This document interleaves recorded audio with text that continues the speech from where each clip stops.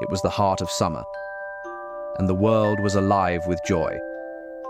Beneath the thick roots of an old elm tree lived Astra, a diligent little ant with shiny black legs and bright, purposeful eyes. She rose each morning with the sun and spent every waking hour carrying grains, seeds, leaves, and berries back to her underground burrow. Her tunnels were vast and organized, with storerooms lined neatly with food and bedding.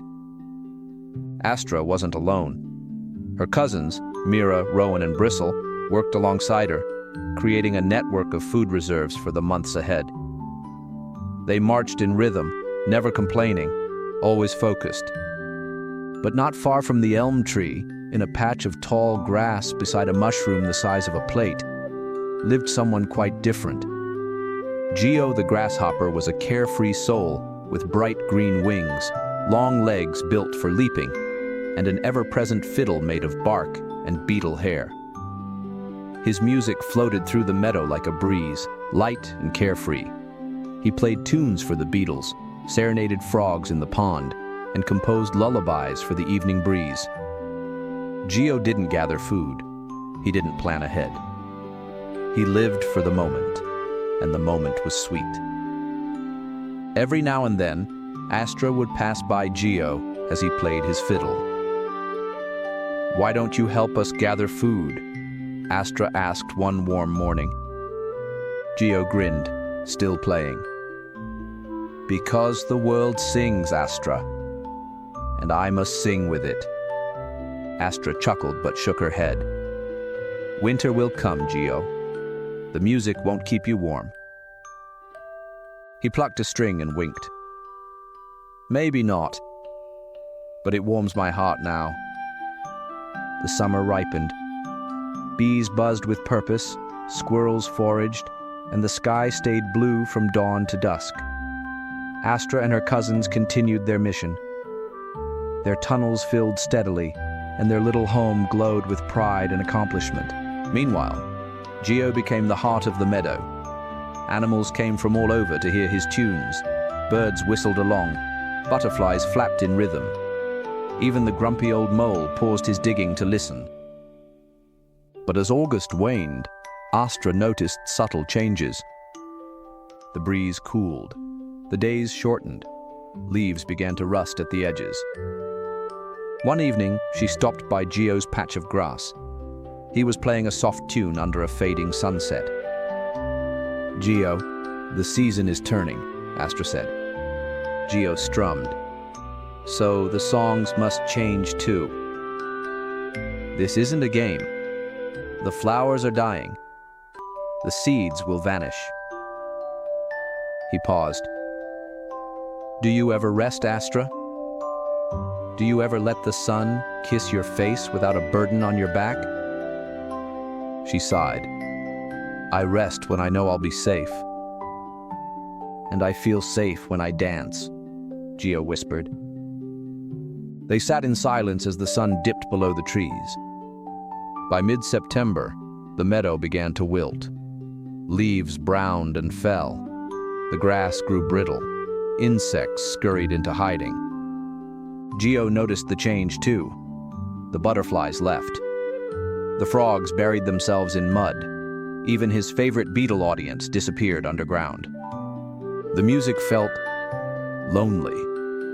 He tried gathering seeds once, but the wind howled and blew them away. He tried leaping across the meadow, but the cold made his joints ache. Meanwhile, Astra and her family were deep in preparation. The entrance to their burrow was sealed with moss. The storerooms were full. Their tunnels were warm. The first snow fell. Geo watched from beneath a withered leaf, shivering. His mushroom home had collapsed under the frost. His fiddle had snapped in the wind. He curled into a ball and tried to sleep, but hunger gnawed at him, and the cold wrapped around his wings like ice. A week into winter, Astra was deep within her tunnel, enjoying warm berry soup with her cousins. Suddenly, knock, knock, knock. The tapping was faint, hesitant. She crawled up the main tunnel and peeked outside. There, half buried in snow, was Geo. His wings were frayed, his eyes were sunken. He clutched his broken fiddle like a lost limb. "Astra, please, I have nowhere else to go." Astra stared. Her logical side warned her. Food was limited, every mouth mattered. But her heart ached. She opened the door. Geo was given a corner of the burrow, a moss bed, and warm meals. Mira mended his wings with spider silk. Rowan crafted him a new fiddle. Bristle listened to his stories in awe. In return, Geo helped where he could. He learned to sort seeds, patch tunnels, and even organize the chambers. Every night he played softly, music that was slower, richer, filled with emotion. It was no longer the tune of a carefree heart, but of a grateful one. Astra would sit near the entrance and listen. She felt something shift within her. Maybe joy and work didn't have to live apart. When the frost melted and shoots of green pierced the earth, Astra opened the burrow. Geo stepped out beside her. He breathed in the warm air and felt the sun kiss his wings. But he didn't leap away to sing. Not yet. He helped Astra plant new grains. He dug a new chamber. He mapped the tunnel system with her. And then, in the late afternoon, he played.